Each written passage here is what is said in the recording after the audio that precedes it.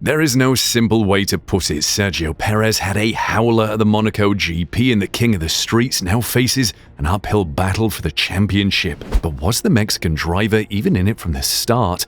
You may think twice after the most recent comments made by Red Bull. And speaking of Red Bull, there's been a particular Sebastien Vettel-sized hole in F1 ever since the German driver decided to retire, and it now looks like the four-time world champion may be set for a return to F1. Stick around to find out what Vettel's new role will be and what Red Bull had to say about Sergio Perez's rankings within the team. We can't wait for the Spanish Grand Prix, and we could even be seeing a bit of rain on Sunday. Finally, we have back-to-back F1s. Feels like Christmas has come early. But with Red Bull's utter dominance of the F1 world in 2023, it may feel like the championship is all but tied up, with Max running away with it. And if you're a betting man, then you would look no further than the two-time world champion. But like all things in sport, it's not over till the fat lady sings. And you best believe that is precisely what Sergio Perez will be thinking, with the Red Bull driver obviously keen to become the first Mexican driver to win the world title. And it doesn't look like it will be getting any easier for Red Bull's rivals after Helmut Marko said they would be trying something new in the Spanish GP. Now, the running joke on social media is that Red Bull will be adopting the zero-pod design for the Spanish GP. We can't see that happening, but hey, who knows? Verstappen, on the other hand, was not as excited by Marko's comments, with the Red Bull driver having this to say about it. "I think Helmut got a bit excited as well, so I don't know," said Verstappen. "We just do our normal program and nothing crazy." Now, considering the dominance of the RB19, which has accounted for all 6 race wins so far in F1 in 2023, Verstappen was asked if the Circuit de Catalunya would suit their car, with Max replying simply "should do." And he added, "Normally, yes, but I mean, we still of course need to find a good balance. But I think as long as we have a good balance in the car, we can have a good weekend." And such is the Red Bull's dominance at the moment that the other teams are not even trying, with Leclerc saying that Ferrari is fighting for third. He hasn't even said that Ferrari can compete. And quite frankly, neither can we, but this year's Barcelona track is not precisely as the same as last year's. The Circuit de Catalunya Barcelona has undergone a few changes since Max Verstappen won last year's race, the most notable being a revised configuration, with the chicane that used to be before the final corner being removed. Returning to what is effectively the pre-2007 layout with the chicane, the drivers will now sweep through back-to-back high-speed corners for turns 12 and 13. It promises to be a test for the tyres, a concern for Leclerc given Ferrari's F1 cars and tyres haven't been on friendly terms of late. "I think the left front will be crying for the whole race." But he added, "It's the same for everybody. It's going to be a big challenge, I think, in terms of setup and also to try and help that left front as much as possible. I hope that with the new parts we bring, we will be good in terms of tyre management, because I expect this to be the main thing in Barcelona," the 5-time Grand Prix winner said. The main person that will be hoping that the Spanish GP goes in his favor is Sergio Perez, and one thing that is for sure is that one of his strong points is his tire management, with the Mexican driver well known for being a great manager of his tire degradation. Well, tire management is excellent, but nothing can save Sergio if he crashes out in qualifying as he did in Monaco. Monaco is a tricky track, and crashing out when trying to push on a qualifying lap is not tricky, but the Mexican driver cannot afford another race like Monaco if he's looking to challenge Max. And speaking ahead of the Spanish Grand Prix, Perez, who has now been set back by qualifying incidents in 2 Grand Prix this season, explained how he was going to avoid further qualifying incidents in the future.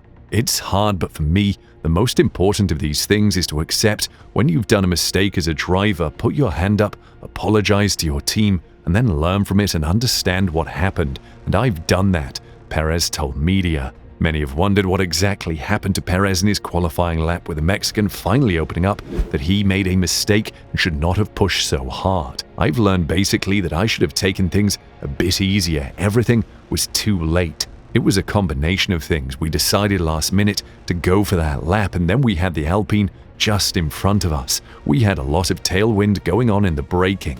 But on top of all of that, I should have done a better job of preempting the situation. It was expected that Checo would give a really good run at Monaco, and now that he hasn't, he will need the near-perfect year in order to even have a chance of catching Max. Plus, there has also been an extended theory that Red Bull favor Max and that the car is suited to the driving style of Max, and that Red Bull favor Max in all decisions, and Helmut Marko hasn't exactly squashed those rumors with his latest comments.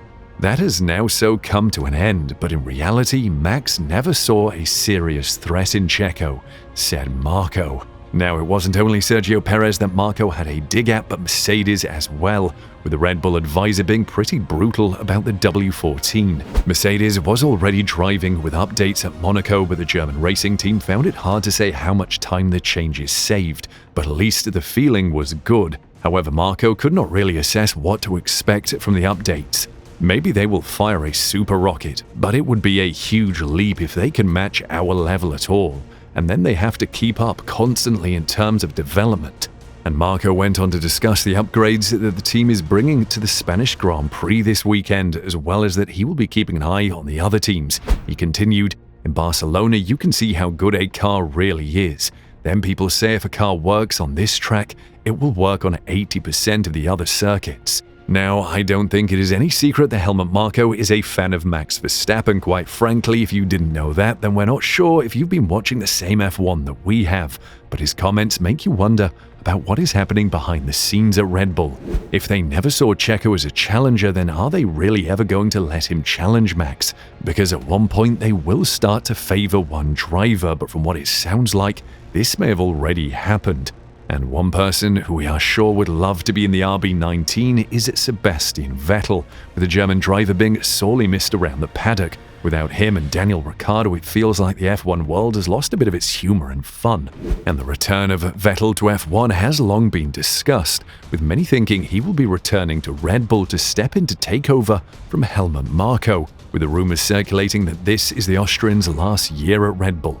And on Tuesday, Vettel announced his first significant move since his retirement by investing in a team in the emerging Sail GP competition for wind-powered boats. Before that, the 35-year-old, alongside his father Norbert, made his long-awaited return to the F1 paddock in Monte Carlo, where he was captured deep in conversation with former adversary Lewis Hamilton and made time to visit each of his former teams, including a dinner at Ferrari, whom Vettel represented for 6 seasons between 2015 and 2020. According to a report by the Italian branch of motorsport.com, however, Vettel may have been in Monaco for business as well as pleasure, with Formula One chief executive and former Ferrari team principal Stefano Domenicali personally involved in an offer to become F1's sustainability manager and lead various projects. Aiming to be carbon neutral by 2030, F1 has made no secret of its desire to be more sustainable, and the sport had reportedly been considering making a proposal to Vettel for some time.